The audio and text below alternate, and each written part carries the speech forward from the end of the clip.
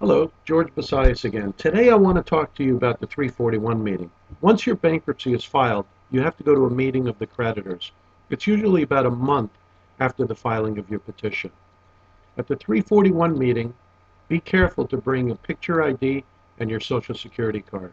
If you do not have these two items, there's a very good chance that the bankruptcy trustee will adjourn your case and will not hear your case.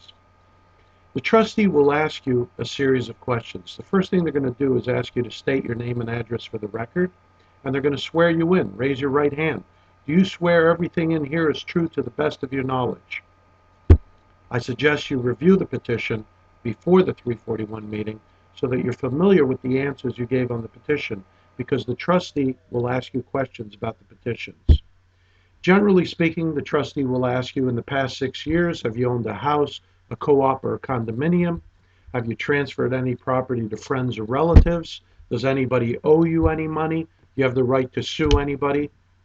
If you own any real estate and you listed it on your petition, you should bring a copy of the deed, a copy of the latest bank statement, and a copy of an appraisal, unless if you provided it to the trustee beforehand. But bring an extra copy in case the trustee doesn't have it. If you own a car in your name, bring a copy of the title and a copy of the loan statement and an appraisal, unless, again, if you've already provided the U.S. trustee with that. Some trustees also like 3 months of bank statements. And when I say 3 months of bank statements, I mean 3 months from from the time you filed and 3 months prior. Those are the bank statements. It's a good idea to, if the trustee wants the bank statements, to have sent them before the 341 meeting, but have a copy with you in case the trustee didn't receive it. Also have a copy of your petition with you in case the trustee didn't receive that.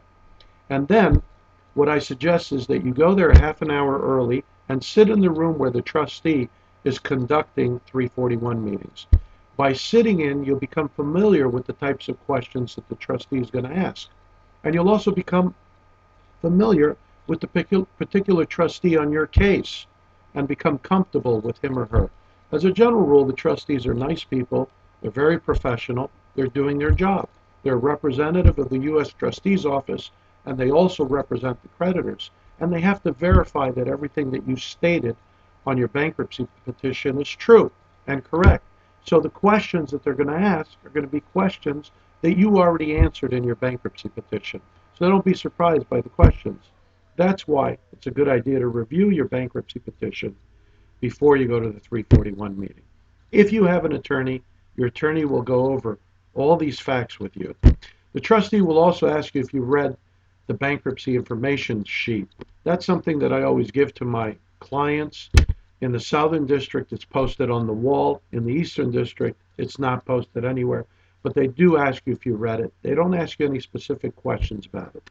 The bankruptcy information sheet is just an explanation of the difference between a Chapter 7, a Chapter 11, a Chapter 12, a Chapter 13, your rights to reaffirm certain debts. These are some of the questions that you will be asked. In general, most bankruptcy hearings don't take more than 3 to 5 minutes. Success at a bankruptcy hearing is when the trustee says the word close at the end of the hearing. I will close this meeting. That means you never have to go back again. You probably don't have to provide the trustee with any further information. Very often trustees adjourn the case, continue the case to another date, because there's certain information that they would like to see or certain information that you didn't provide them with. That's not a bad thing. A lot of times they'll tell you, as long as you provide them with the information, you have to, if you provide them with the information before the return date, you don't have to come on the return date. So as long as you provide them with the information, you don't have to return. In more difficult cases, there are cases where the U.S. trustee will be appointed. The bankruptcy trustee is not the U.S. trustee. There are cases where there's evidence of fraud where the U.S. trustee will be appointed. In such a case, it's advisable that you have an attorney representing you, because there's a strong possibility that there could be a motion to dismiss your case. That's all I have to say for now. Thank you for joining in with me again. For any further questions, if you're not represented by a lawyer, I'd be happy to answer your questions. My name is George Bassias, and my phone number is 721-4441. Thank you.